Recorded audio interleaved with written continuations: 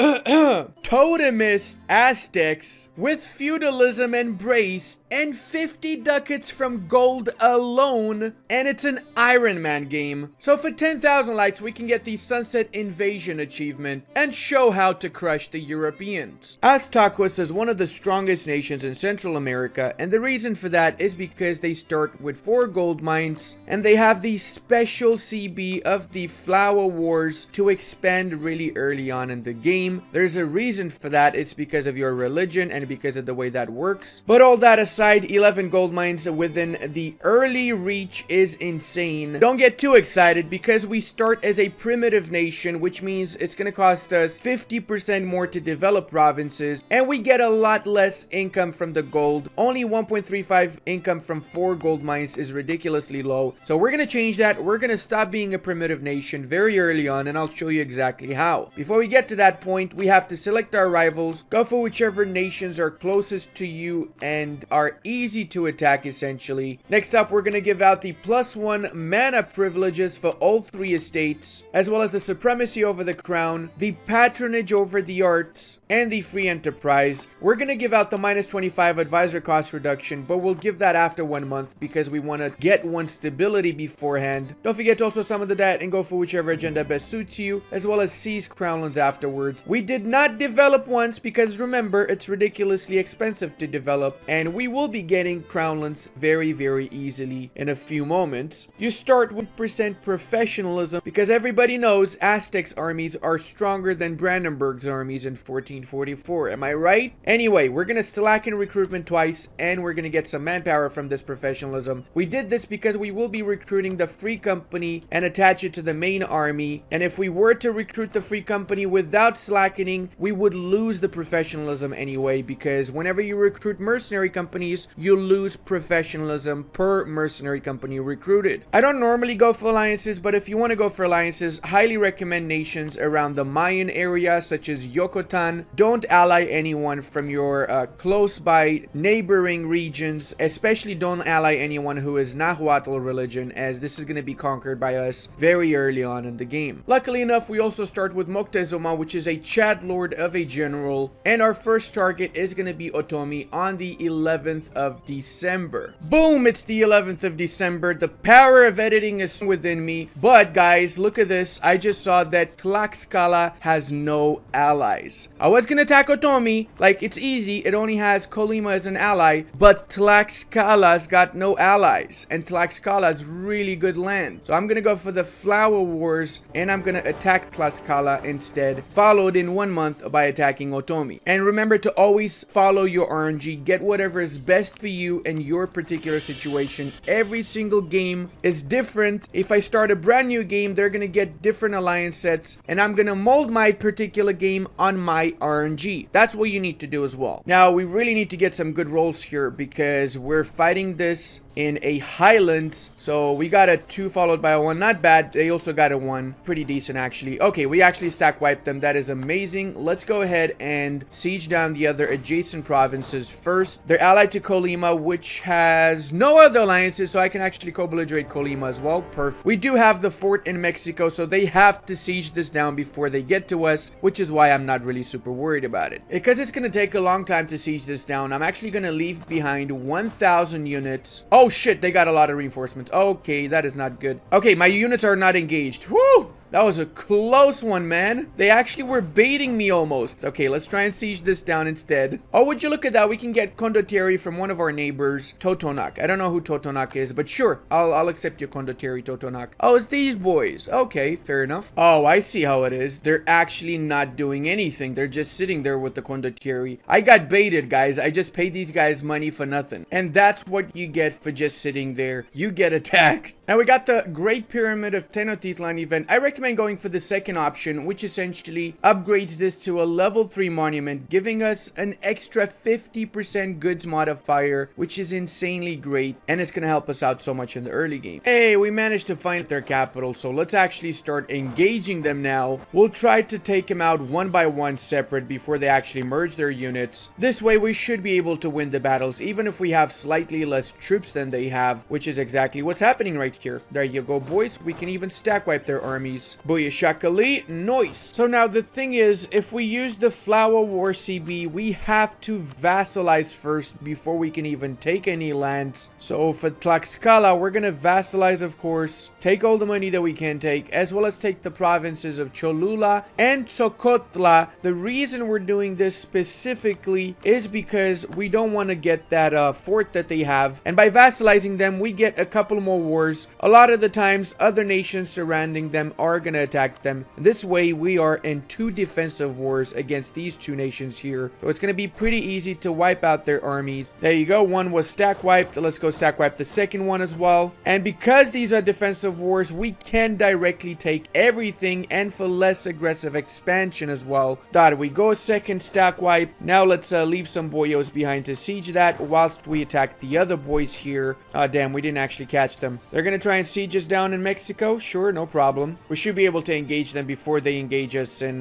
Tepenac. And remember that we have the absolute Chad Lord of General. Oh, Colima's getting raffle stomped actually. You know what? I'm gonna white peace Colima so I can do my peace with these guys as well here. Take all the money and some rivalries to get some extra prestige. And now we have a direct border with Guamar, which is what we're really interested in. Let's also start improving relations with our vassals because they're going to be ridiculously disloyal. We literally took half of their country, so they're not going to be okay with us. Also want to mention that by having Tlaxcala own the fort, you don't pay for the maintenance of the fort. They pay for the maintenance of the fort. So that's why you should let them keep this province here. Plus, it's their capital, so it's a level 3 fort overall. We essentially have 2 level 3 forts now. And by taking those lands early on, we went up to 11% almost crownland. Also, we got a lot of prestige now from all of the battles, so we're gonna disinherit our starting heir. He's horrible. 023, excuse me. Alright, boyos, looks like one of these guys are out of the war. Let's get our boy back so we can actually wipe them out completely now. Nice, we got an extra 4 provinces. Massively grew. Actually, it's 3 provinces. Ludi et cannot count. There's a lot of flavor that pertains to the Aztecs, and there's good and bad events like this one here that gives me -1 stability, sadly. So I'm gonna have to use my admin points to get my stability up afterwards. We also can give out the strong duchies privilege, which makes our vassals a little bit more loyal, even though they're still quite disloyal. I got some events as well for these guys here, so I don't see them becoming loyal anytime soon. As well as we get 2 diplo relation slots. I feel like their army is still around somewhere, so I'm gonna have to fight them as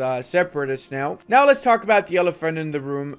We start as Nahuatl, which is a unique religion that has a doom mechanic. I don't want this to reach 100% because that's really bad. The way that you prevent it from reaching 100% is a variety of things. The monument in Tenochtitlan helps with that. It also helps when you fight battles and basically do all that juicy stuff. And to get rid of this doom mechanic, you need to do 5 reforms. In order to get these done, you need to have 5 vassals, be at peace. Every time you do a reform, you lose the 5 vassals and you lose some stability. But we're gonna change our religion. We're not gonna be Nahuatl for too much longer. We're gonna attack the nation of Guamaris, which, oh my freaking lord, they became a vassal of somebody else. Are you kidding me right now? Alright, no problem. No problem. We're gonna attack their masters, apparently, in order to make these boyos ours. We're gonna have to take these provinces anyway, so we have to attack them, no choice. Another great part about having vassals is that it increases our land force limit. See here, Tlaxcala and Otomi gives us 2.6 land force limit extra, and for the early game, that's actually really important. Before I do attack Guamaris, I'm gonna make a short detour and I'm back Aztec because they don't have any alliances, and I'm just gonna take advantage of this. Use the Conquest CB, of course, not the Flower War CB, obviously. Hey, we got the big peepee event, guys. Look at this. This looks exactly like a little peepee, doesn't it? Well, regardless, it gives us -5 doom and 1 stability, so it's a good peepee, everybody. Wow, really? It only cost me 1 aggressive expansion to annex this entire nation. And look at this, boys. We actually got up to 19.296, actually 696 with the 2 newly added provinces. Almost 20% crownlands. We'll get that 20% in a few moments after the next war. We have to be a little bit careful because it's not an easy war. They got 17,000 troops and they're going to recruit more units during this war. So if we manage to take out their armies here, though, that should be fairly easy. Did they recruit the Free Company? No, that's just the regular army. Good. They have not learned the secrets of the Recruitio Free Company, apparently. So we're going to peace out these boys first, and we're going to take all of their lands as well as all the money they got. Because we peace them out like this, they actually reappear in an adjacent province, and we got a 15 years truce with them, or actually we got a 10 years truce with them. Meanwhile, the main war target, obviously we're gonna go for the full annexation, including their vassal, and because they actually have a lot of animist provinces, we're gonna be able to switch to animist, and I'll show you in a moment how. First, let's do this mission here. Let's start pouring up all of this stuff. The province of Guamaris, we're gonna start sending our missionary to convert it, and this missionary is actually gonna start spawning in animist zealots in this province. There you go, here they are. So what we're gonna do now, as you can see here, animist becomes the new state religion of Aztec, and they get 10% crownlands. Even though they don't have any zealots spawned in, it's a special thing for the animists here. All you gotta do is click this, and now you're an animist nation. There you go, animism. We don't need to worry about the Nahuatl doom mechanics or anything of the sorts anymore. If we want to convert back to Nahuatl, we can use the city of Cholula to convert back to Nahuatl, but we don't want to be Nahuatl. We want to be Totemist. So in order to become Totemist, we need to get one Totemist province. That is it. Similarly as it was with Animists, we just need one province to convert to Totemist from Animist, and you can only convert to Totemist once you first converted to Animist, which we already did. So the closest province would be this one right here. In order to get this, we need to get these lands into the south. And because we are Animist, we're not a primitive nation anymore. It only costs us 50 points to develop provinces, and it also means that we can actually embrace feudalism after we've spawned it in. So we're gonna start by spawning in feudalism in the province of Mexico itself, and as you can see here, it's gonna start spawning in slowly. You invest all of the military points that we have in this province, all the other points as well. And once we have 100%, all we need to do is click the embrace button. And because we're not a primitive nation anymore, remember the gold? We were getting 1.25, we're getting 17.86 now, and we're gonna get even more in a while. First, let's actually lower the autonomy, which increases our economy and our manpower. And there you go, it went up to almost 20 ducats in the first 10 years of the game from gold alone, and we still have gold mines to take, of course. Also remember that because we're not a Nahuatl nation, we don't have the Flower War CB anymore, so we have to actually get proper claims on whatever nations we want to attack. And this is what I was saying about the Cholula thing. Because we have the Temple of Cholula and we didn't give it to our vassal, we have the option of destroying it, which means we don't have any more chance of going back to Nahuatl, or we can choose to go back to Nahuatl and do the reforms. Now, if we do that, it's going to be easier to go through the reforms and do the last one after we've embraced feudalism, because the condition for the last reform is to have an institution embraced. So if you really want to go back to Nahuatl, that's one way of doing it. But I personally prefer to go Totemist, so I'm going to destroy the temple in Cholula. Totemism is way stronger than Nahuatl is. And with Totemism, we have two insanely overpowered great monuments that we can use from the north side of America as well. So now, because I'm getting 21 ducats monthly, what I'm going to do next is I'm going to get the independent company recruited, because we're going to use these guys in our next war against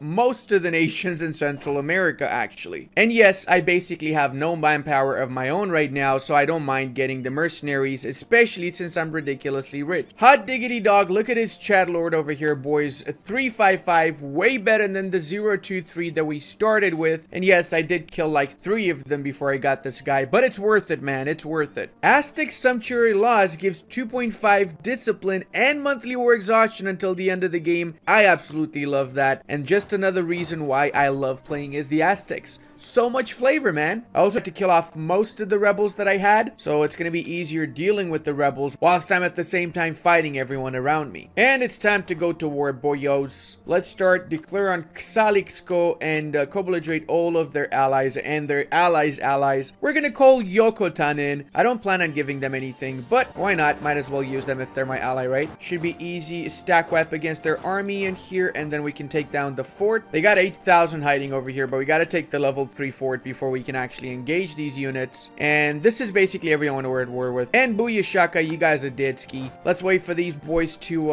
movement lock in here, and they are now movement locked. We got a 1 dice roll. Are you kidding me? Another one, a 0. Oh, come on. I got a 1-1-0. Really, dude? Really? Bruh. And they also hired the free company, so they clearly know what they're doing. Sadly for them, I also kind of know what I'm doing, and I'm gonna wipe out this free company before it even gets any morale. Booba-doba-dee. No more free company. Hey, that actually rhymed. Booba-doba-dee. No more free company. Truth be told, the reason I called in Yokotan was because I knew that the enemy is gonna siege them down. The way the AI in EU4 is programmed is that it sieges down the weakest target in an alliance set, and in my case that would have been Yokotan. And if you're wondering what this is cyanide. It's cyanide. And I think we got the last dev click, okay, last 2 dev clicks in order to get renaissance. I mean feudalism, a booyish nakadu. We now have feudalism, which means we can next up spawn in renaissance in the same province. Okay, I gotta say I'm a little bit worried. I got way too many separatists around. I mean, on the other hand, the separatists are actually killing the Tarascan Free Company, so not as bad as I initially thought it is. I am not even joking. This is actually going well for me. The separatists are really killing off the enemy armies, man. And vice versa. I'm happy with it. And the great part is that this level 3 fort over here that I have is essentially keeping all of them at bay. And I'm actually going to use this time to get rid of my separatists. Hey, excuse me, Zapotec, what do you think you're doing? You think you can just walk in like this and take my lands from me, sir? Don't you know that is absolutely forbidden? Let's actually start cleaning up a little bit this area here. Make it a little bit more Aztec friendly, as I like to call it. Doesn't feel so good when I'm sieging your lands down, does it, Mystic? Aw, what's wrong, Mystic? You hiding away from me? Just to illustrate how ridiculously overpowered this is, I'm actually a little bit over my force limit, and I'm still gaining 21 ducats on the plus profit from all of the gold mines. It's just ridiculous. I am quite surprised by the fact that they're actually sieging down the weakest fort that I have, which kind of shows that the AI is getting a lot better now, targeting the right places that it needs to target. Some of you might know this, but some of you might not. If you actually fully annex a nation, then whatever vassals that nation has become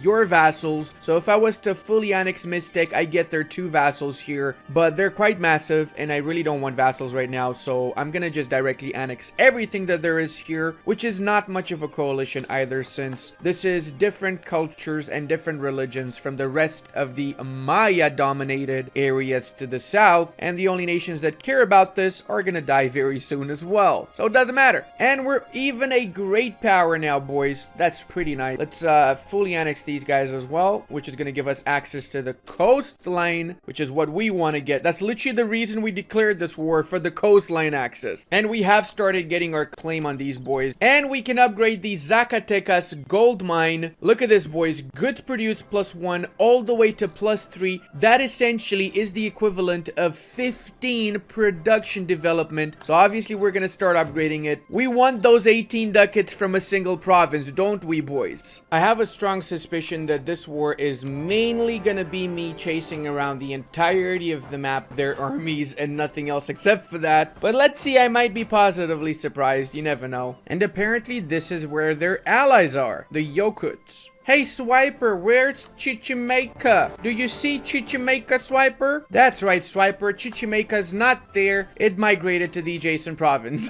So why I'm doing this, by the way, is because they keep migrating like this, and even they're gonna start reaching these areas, and I'm gonna continuously eat them up again and again until they reach these areas, and you can probably already tell what I'm gonna do after, don't you? So now, guys, you have to pay very close attention to what I'm about to say next. You will not be able to take this province here until you get Diplotech 3. So make sure you got Diplotech 3, otherwise it's gonna say out of coring range. Remember that. It's really, really important, okay, guys? Please. I don't want to see the comment section going, oh, I couldn't take Yakui. And yes, what we're gonna do first is we're gonna convert this to totemism, because we don't need to spawn totemists. We just need to make them pissed off so they actually just appear in this area here. There you go. Convert Aztecs. Totemism becomes the new religion. religion, accept demands, kel mashnel nahullabulabu, and we are now a totemist nation. And we can start converting the entirety of this area to totemist because this is the endgame religion that we wanted, boys. We've depleted all of our mercs. Let's get a new mercenary company. And because we've basically been using only mercs for the past couple of years, our manpower is up as well. So we can start recruiting regular units whenever we want to. It's also time that we integrate our vassals, and we're going to try and integrate them both at the same time. And check this out, boys. If we sell titles, we get 1,000 ducats, and then we can basically get this back. And we ended up with 2,500 ducats in just the first few years of the campaign. We haven't even started playing toll, and we haven't even started properly developing these gold mines. After we start developing these, it's going to be insane because it's going to take a while to actually fully convert everything here to totemist. You're going to get a lot of rebellions, so I'm going to recommend you keep one army dedicated to killing off the rebels and the other army dedicating to finishing off the rest of the Mayan lands. I had to disband all of my mercenary companies because their manpower was depleted from fighting all of these rebels. It's insane how many I had. I actually ended up recruiting a brand new independent company here, and I've assigned them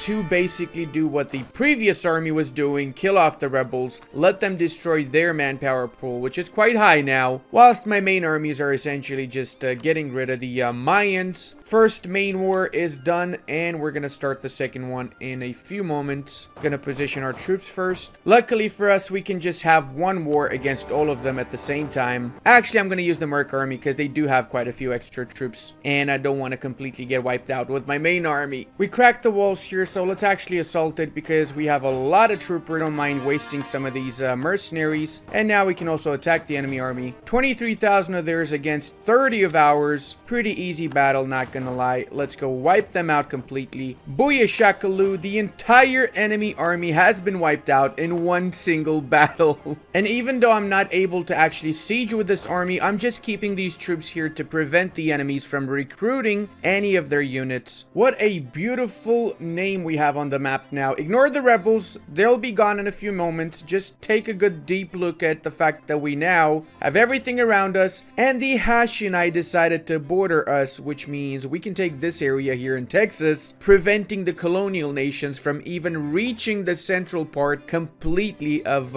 Central America. By the way, guys, this save game is actually going to be on my Patreon page, so if you're interested, check it out. So now what I've also done is I've accepted Yucatec as a culture, as well as I've accepted Putun as a culture, because I can do the great monuments in both of these provinces, and they're global monuments: manpower recovery, recruitment speed, infantry cost, and this one as well gives out national unrest and stability cost modifier. All you need to do is accept the cultures in these two provinces. I've deleted a lot of the forts as well, only kept these two on the eastern coast, and the country's definitely stabilizing a lot more. Yucatecas is level 2, soon to be level 3, because we have a discount whenever we upgrade the great projects, and as consequence, look at this, boys, 51 ducats from gold alone, out of which 11 from Zacatecas, and this is gonna go up to about 20 from Zacatecas at level 3. I'm also thinking about doing the Sunset Invasion achievement, which would take a little bit of time, so if you guys want to see that, let me know in the comment section below, and let's say if we get 10,000 likes on this. And if you enjoyed this video, you're definitely gonna love this one over here. And I want to give a very big thank you to all of my channel members, Patreon members, as well as my Twitch supporters. I really wouldn't be able to do this without all of your support.